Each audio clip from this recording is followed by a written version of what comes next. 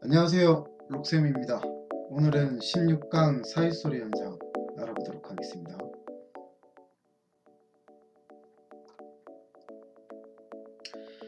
노력의 대가, 대표값? 네. 자, 어떻게 쓰고 계신가요? 한번 떠올려 보시면 좋을 것 같아요. 대가라고 발음이 되기 때문에 시옷을 받쳐 적는지, 아니면 표값, 좀 이상합니다, 글씨가. 그래서 그냥 대표값으로 쓰고 있는지. 자, 노력의 대가, 대표값이 맞는 표기입니다.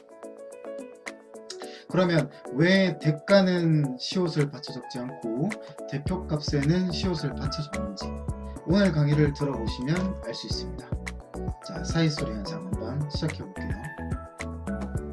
자, 우선 사이소리 현상은 자, 이렇게 한번 생각해 봅시다. 우리 조건, 그리고 이 조건이 갖추어졌을 때 일어나는 현상. 사이소리 현상은 조건과 현상으로 나눠져 있습니다. 조건과 현상으로. 요거 기억해 주세요. 그래서 먼저 조건부터 보겠습니다. 자, 첫 번째, 사이소리 현상은 앞말이 모음이어야 합니다. 앞말이 모음이어야 한다. 두 번째, 자, 조합이 고유어 더하기 고유어, 고유어 더하기 한자어, 한자어 더하기 고유어. 이때에만 일어나는 게 사이소리 현상입니다. 자, 그래서요, 잘 보시면 고유어가 하나 이상 포함되어 있을 때만 일어난다는 것을 알 수 있습니다. 그래서 대가 같은 경우는요, 대와 가가 모두 한자어이기 때문에 사이소리 현상이 일어나지 않는다고 봐요. 비록 발음은 경음화로 되고 있지만, 가가 가로 소리가 나고 있지만 사이시옷을 받쳐 적지 않게 됩니다. 자, 계속 확인해 보겠습니다. 예외가 있습니다. 항상 우린 이것 때문에 힘든데, 이 예외는요, 한자어 더하기 한자어일 때만 일어나겠죠. 원래 한자어 더하기 한자어는 조합에 없습니다. 그러나 이 6가지 색방, 착간, 퇴간, 곡간, 횟수, 숫자, 이때에만 한자어 더하기 한자어이어도 앞에 시옷을 받쳐 적는다는 거죠. 자, 저는 이걸 이제 옆글자만 따서요, 세차를 했어. 세차를 했는데 예전에 써놨던 글을 퇴고했던 원고가 발견된 겁니다. 그래서 그 원고를 다행히 회수할 수 있었다. 세차, 퇴고, 회수. 세차를 하면서 퇴고한 원고를 발견해서 회수했다. 약간 억지가 있지만 이렇게 해서라도 좀 외워주시면 좋겠습니다. 세차, 퇴고, 회수입니다. 자, 계속해서 볼게요. 세 번째 조건, 형성 방법에 있어서 합성 명사만이 사이소리 현상이 일어납니다. 이 합성에 관련해서는 제가 나중에 파생어와 함께 다루도록 하겠습니다. 자, 간단히 말씀을 드리면 합성이라는 것은 어근 더하기 어근으로 이루어져요. 여기서 어근이란 말은 좀 어려운데요, 의미가 되게 뚜렷한, 의미가 뚜렷한 말들끼리 만났을 때 그때에만 사이소리 현상이 일어난다. 계속 보겠습니다. 네 번째 조건입니다. 무슨 조건이 이렇게 많은지. 자, 네 번째는 뒷말이 A, B, C인 경우에만 사이소리 현상이 일어납니다. 자, 슬슬 복잡하죠. 뒷말 A, B, C에 따라서 일어나는 현상이 다 달라요. 자, A인 경우, 자, 이 기역, 디귿, 비읍, 시옷, 지읒을 우리는 안울림 소리이고요, 예사 소리라고 합니다. 자, 요거 좀 기억해 두시면 좋습니다. 안울림, 예사 소리. 우리말의 안울림, 예사 소리는 기역, 디귿, 비읍, 시옷, 지읒 5개입니다. 이때 일어나는 현상이 따로 있고요. 자, 그 다음 뒷말이 니은, 미음일 때, 그리고 뒷말이 이 모음일 때.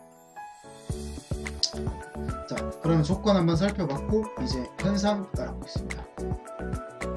사이소리 현상의 현상 보겠습니다. 조건이 만족이 되어야 일어나는 게 현상입니다. 자, A, 그러니까 안울림 예사소리 기역, 디귿, 비읍, 시옷, 지읒이 왔을 때, 자, 이때는 된소리 대기가 일어납니다.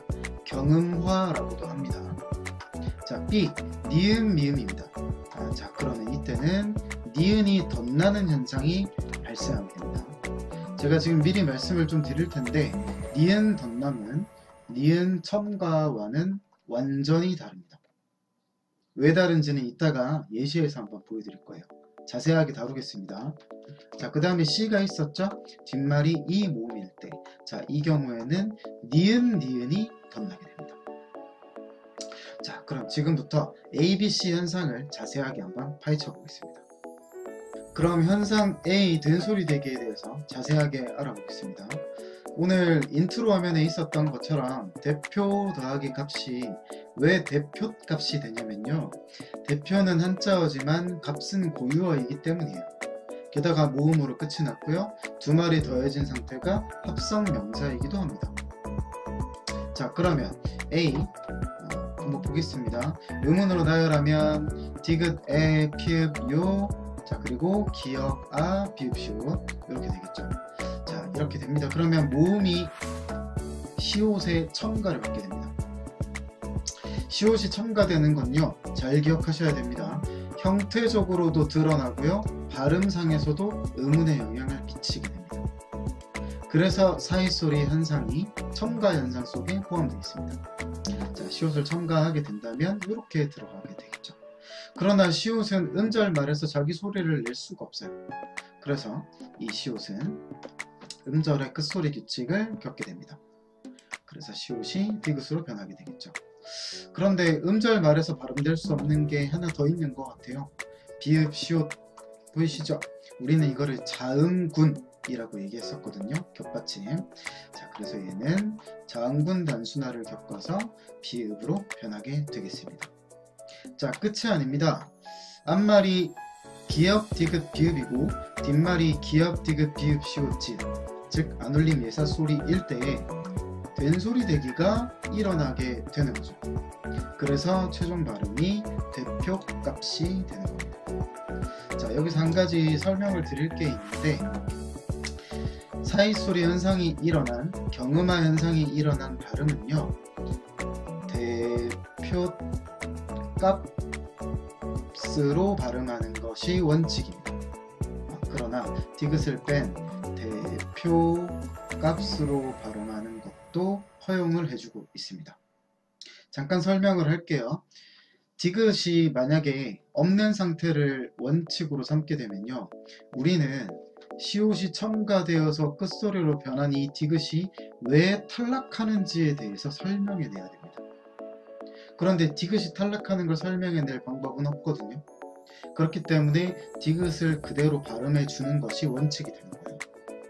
그러나 현실 발음에서는 디귿이 있든 없든 간에 대표값이라고 발음을 해도 똑같기 때문에, 발음상의 문제는 없기 때문에 디귿을 발음하지 않아도 허용해주고 있는 겁니다. 자, 이렇게 해서 우리 첫 번째 된소리 대기 현상에 대해서 알아봤는데, 바로 이 부분에 일어나는 이 된소리 대기 때문에 사이소리 현상의 첫 번째는 된소리 대기가 되겠습니다.